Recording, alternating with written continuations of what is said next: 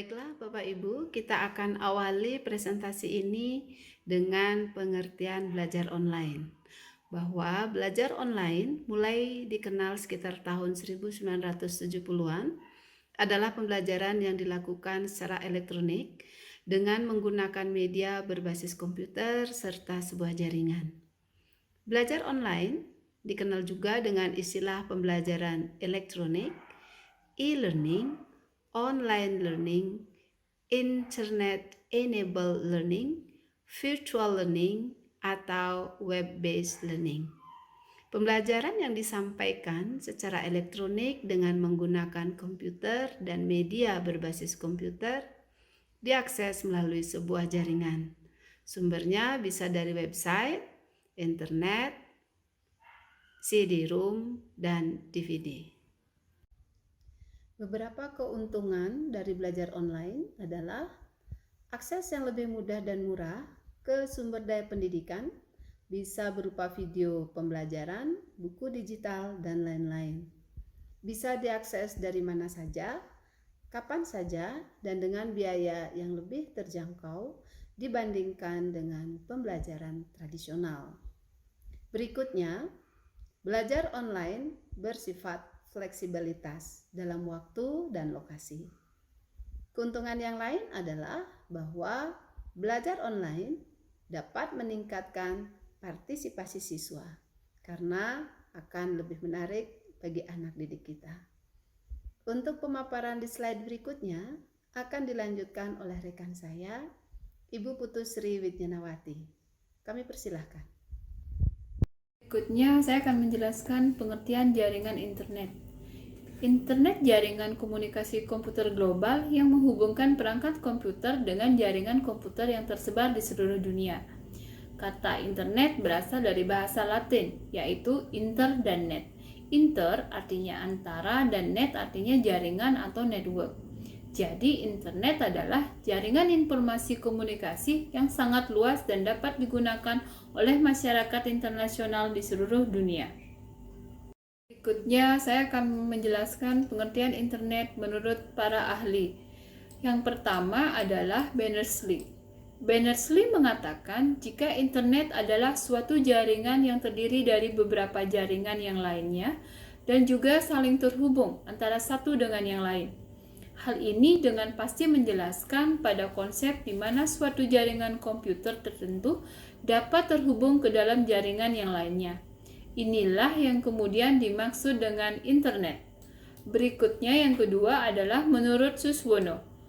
Suswono menyatakan internet merupakan sebuah kumpulan jaringan yang memiliki skala luas hingga ke kancah global atau dunia, di mana tidak ada seorang pun yang perlu bertanggung jawab dalam menjalankan internet tersebut. Berikutnya saya akan menjelaskan sejarah perkembangan internet. Pada mulanya, internet pertama kali hadir pada sekitar tahun 1969 dalam sebuah jaringan komputer yang dibuat oleh Advanced Research Project Agency atau ARPA. ARPA ini membuat sebuah jaringan internet untuk pertama kalinya yang kemudian dinamai dengan ARPANET. Tak disangka ARPANET inilah yang kemudian akan menjadi cikal bakal dari terbentuknya jaringan internet yang mendunia pada saat ini. Tahun 1980-an, internet mulai digunakan oleh beberapa kalangan terbatas guna menjalankan fungsinya sebagai penghubung berbagai universitas atau kampus populer di negara Amerika Serikat. Sekitar tahun 1982, protokol standar dari TCP atau IP pun mulai dipublikasikan dan dipakai. 2 tahun berselang, tepatnya tahun 1984, nama domain pun sudah mulai muncul dan digunakan. Kemudian, pada tahun 1986, National Science Foundation Network atau NSFNet mulai didirikan dan dikembangkan. NSFNet inilah yang kemudian menggantikan peran ARPANET sebagai wadah riset internet di Amerika Serikat. Baik Bapak Ibu, saya akan melanjutkan dengan memaparkan fungsi dan manfaat dari jaringan internet.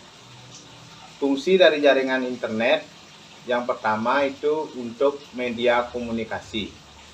Salah satu fungsi dan manfaatnya yang bisa dihasilkan dari adanya jaringan internet adalah sebagai media untuk komunikasi.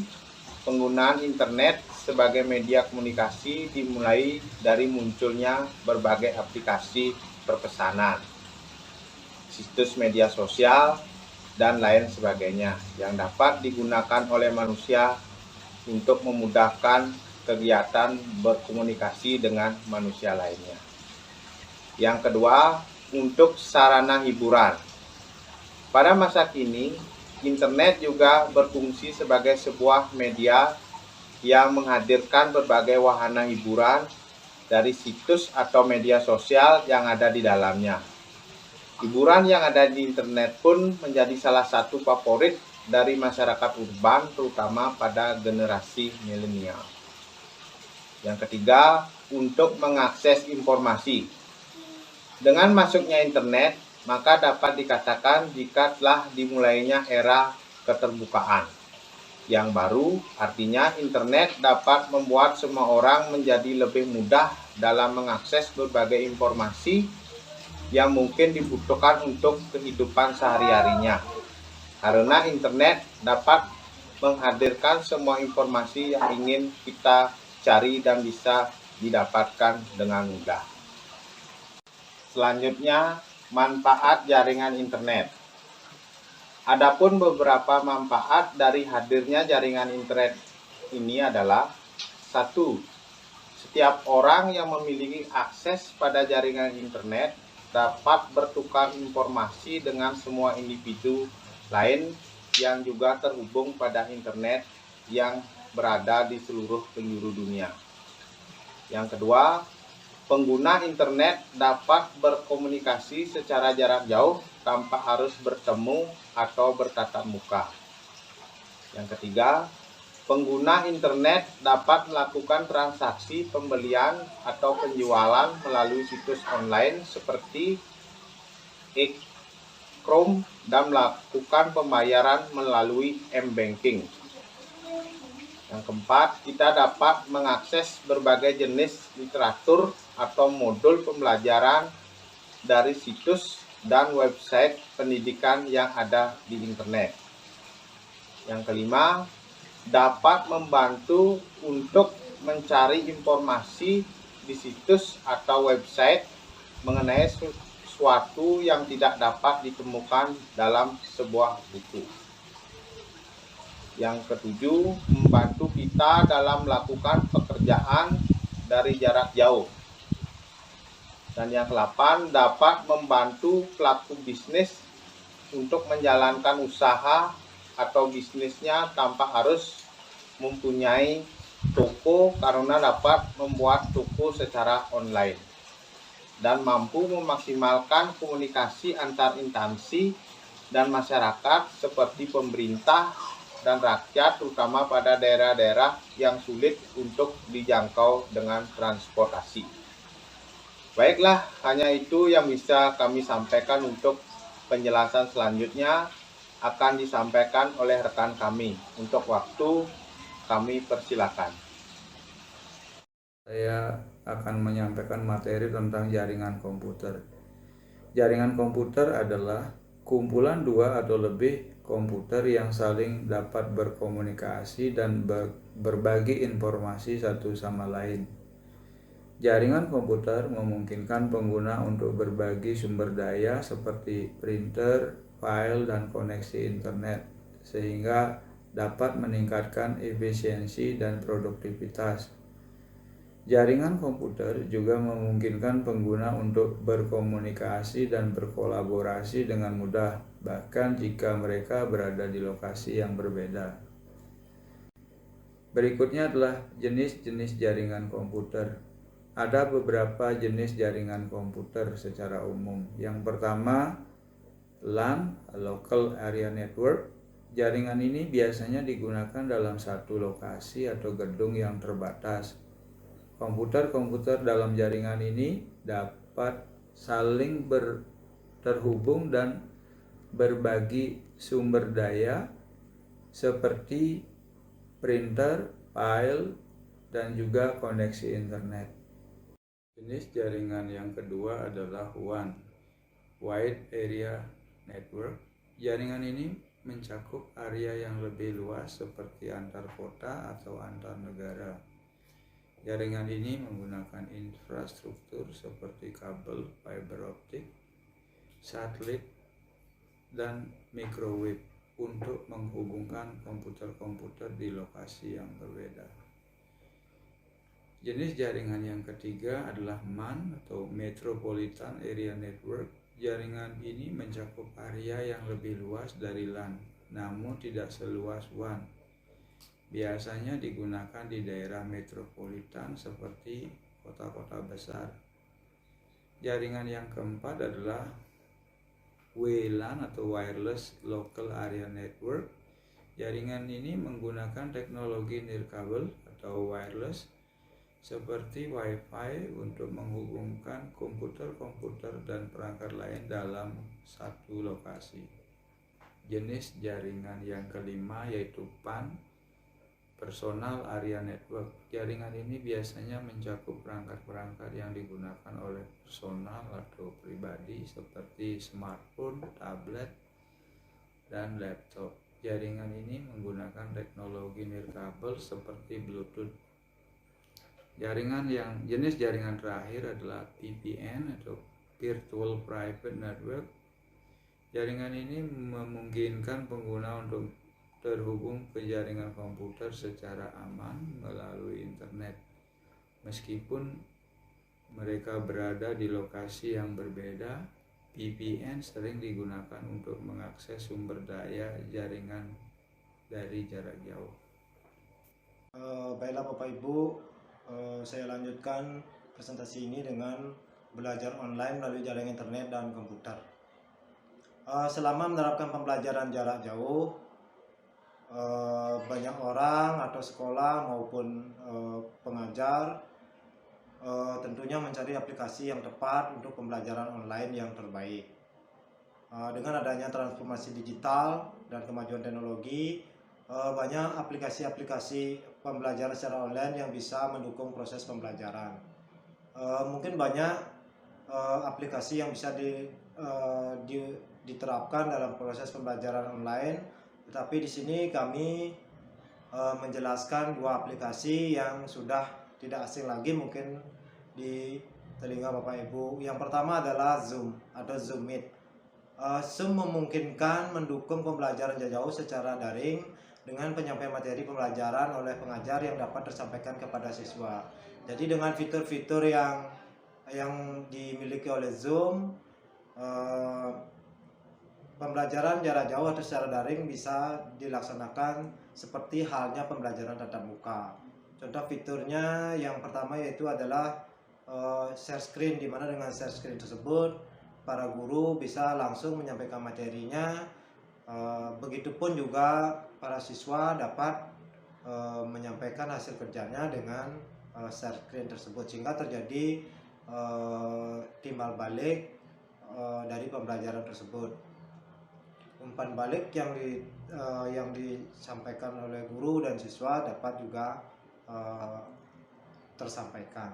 Kemudian yang kedua ada aplikasi Google Meet. Google Meet adalah aplikasi video conference yang merupakan keluaran dari Google, di mana aplikasi ini bisa diakses oleh siapa saja, kemudian dapat digunakan untuk rapat daring dengan maksimal peserta 100 peserta dengan durasi maksimal 1 jam untuk tiap rapat secara gratis. Kami lanjutkan dengan aplikasi mengajar untuk presentasi interaktif. Yang pertama ada Canva. Canva adalah aplikasi desain grafis online dan publikasi yang sangat mudah digunakan. Bahkan akhir-akhir ini siswa pun banyak menggunakan aplikasi ini karena walaupun pemula atau tidak memiliki latar belakang desain grafis, dengan Canva ini dipermudah untuk membuat suatu publikasi atau presentasi. Kemudian Canva ini juga menawarkan berbagai fitur atau desain menarik, mulai dari logo, poster, infografis hingga presentasi, sehingga ketika kita menguasai Canva maka presentasi akan gampang dibuat. Kemudian yang kedua ada explain everything. Jadi explain everything ini hampir sama dengan Canva, juga bisa digunakan untuk membuat satu presentasi secara interaktif, kemudian menarik dan unik untuk di laptop, maupun bisa juga digunakan di smartphone. Kemudian yang ketiga ada Jamboard, hadir untuk memudahkan kolaborasi secara real time antara guru dengan siswa. Jamboard merupakan aplikasi yang papan tulis digital yang dikembangkan oleh Google. Jadi Jamboard ini adalah aplikasi keluaran Google. Nah, layaknya seperti papan tulis konvensional, Jamboard bisa Bapak Ibu guru gunakan sebagai media untuk menjelaskan materi pembelajaran dengan cara menulis materi langsung, menambahkan gambar, audio, dan informasi lainnya. Selanjutnya adalah aplikasi mengajar untuk manajemen kelas. Ada beberapa aplikasi mengajar untuk manajemen kelas yang sudah banyak digunakan oleh para guru pada saat ini. Di antaranya yang pertama adalah Google Classroom. Melalui aplikasi ini, para guru bisa melihat siapa saja siswa yang belum menyelesaikan tugas, serta bisa memberikan nilai secara langsung dari tugas-tugas para siswa. Selain itu, siswa juga dapat menerima materi dan mengumpulkan tugas melalui aplikasi dari Google ini. Yang kedua, aplikasi adalah Edmodo.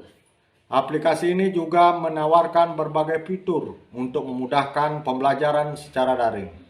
Dengan menggunakan aplikasi ini, guru dapat membuat kelas serta kelompok belajar kecil seperti di kelas pada realnya. Kemudian yang ketiga adalah Coco School. Coco School ini adalah aplikasi LMS, Learning Management System, yang berasal dari Singapura, yang resmi hadir di Indonesia sejak tahun 2020. Meskipun terbilang masih baru, tetapi fitur-fitur yang ditawarkan oleh Coco School ini sudah disesuaikan dengan pembelajaran di Indonesia. Dan yang terpenting dari LMS ini bisa digunakan oleh guru atau sekolah secara gratis. Untuk menciptakan pembelajaran yang lebih menarik, guru bisa menggunakan kuis. Nah, untuk membuat kuis, para guru bisa memanfaatkan aplikasi mengajar untuk kuis seperti berikut ini. Yang pertama adalah Quizzes. Dengan aplikasi ini, para guru bisa membuat permainan kuis interaktif agar pembelajaran menjadi lebih menyenangkan. Tak perlu khawatir, aplikasi ini tidak memungkinkan siswa untuk mencontek dengan temannya, karena soal sudah diacak sehingga setiap soal yang diterima siswa satu dan lainnya pasti akan berbeda. Yang kedua, Quizlet. Aplikasi Quizlet ini juga memungkinkan guru untuk membuat kuis dalam bentuk flashcard. Pilihan ganda, mengunggah video, mengunggah gambar, menambahkan formatan teks, dan lain sebagainya. Aplikasi mengajar untuk kuis ini sangat cocok diterapkan pada mata pelajaran bahasa ataupun mata pelajaran lain yang menekankan pada penguasaan kosakata baru. Yang ketiga, WordWall. Aplikasi kuis berbasis permainan ini memiliki 18 jenis template permainan yang bisa diakses secara gratis, seperti roda acak, anagram, teka-teki silang, dan masih banyak lagi. Permainan yang sudah dibuat dapat dibagikan melalui email, sosial media, dan Google Classroom. Siswa juga dapat mengunduh permainan yang sudah dibuat dalam bentuk PDF. Dari apa yang disampaikan dan dijelaskan di atas tadi, dapat kami simpulkan bahwa belajar online melalui jaringan internet dan komputer memiliki keuntungan serta tantangan yang perlu diperhatikan. Untuk memaksimalkan potensi teknologi dalam pembelajaran, perlu adanya upaya untuk meningkatkan keterampilan teknologi baik siswa serta guru. menyediakan akses yang lebih luas ke perangkat dan internet, dan memastikan kualitas serta keamanan pembelajaran online.